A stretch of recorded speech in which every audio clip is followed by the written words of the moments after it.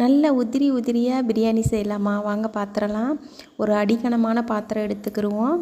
கடலெண்ணெய் சேர்த்துக்கிறலாம். பெரிய வெங்காயம் 2 சேர்த்துருக்கேன். அதோட பச்சை மிளகாய் சேர்த்துக்கிடுவோம். ஒரு பட்டை, லவங்கம், பிரியாணி இலை சேர்த்துக்கிறலாம். இப்போ நல்லா வதங்கட்டும்.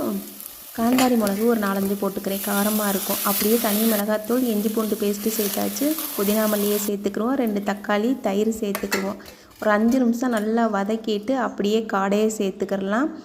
தேவையான அளவு உப்பு சேர்த்து அப்படியே ஒரு 20 நிமிஷம் நல்லா சிம்மிலே வேக வச்சு எடுத்துருவோம். இந்த பக்கம் ஒலை போட்டிருக்கேன். பாஸ்மதி அரிசி 20 நிமிஷம் ஊற வச்சுருக்கேன். ஒரு பட்டை, கிராம்பு, கொஞ்சம் ஆயில் சேர்த்துட்டு பிரிஞ்சி இலை சேர்த்துட்டு ஒரு கொதி நல்லா தண்ணி கொதிச்சிருச்சு. போட்டதுமே தண்ணி கொதித்ததும் அப்படியே வடிகட்டி எடுத்துடலாம். இந்த இடத்துல உப்பு காரமும் பார்த்துக்கோங்க. பார்த்துட்டு ரைஸை சேர்த்துக்கோங்க. அதே மாதிரி வடித்த தண்ணியில் 1 டம்ளர் சேர்த்துக்கிறேன். தண்ணியோட அளவும் ரைஸும் கரெக்டாக ஒன்றா இருக்கணும். ஒரு 20 நிமிஷம் அப்படியே தம் போட்டுருவோம்.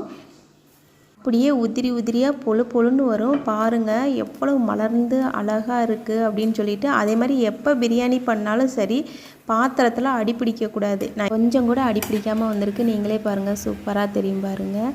அப்படியே பொழுன்னு பிரியாணி ரெடி ஆயிடுச்சு. செம்ம சூப்பராக இருந்துச்சு. நீங்களுமே கண்டிப்பாக ட்ரை பண்ணி பாருங்கள். பிடிச்சிருந்தா லைக் பண்ணுங்கள். நம்ம சேனலை புதுசாக பார்க்குறீங்க அப்படின்னா சப்ஸ்கிரைப் பண்ணிடுங்க. பாய்.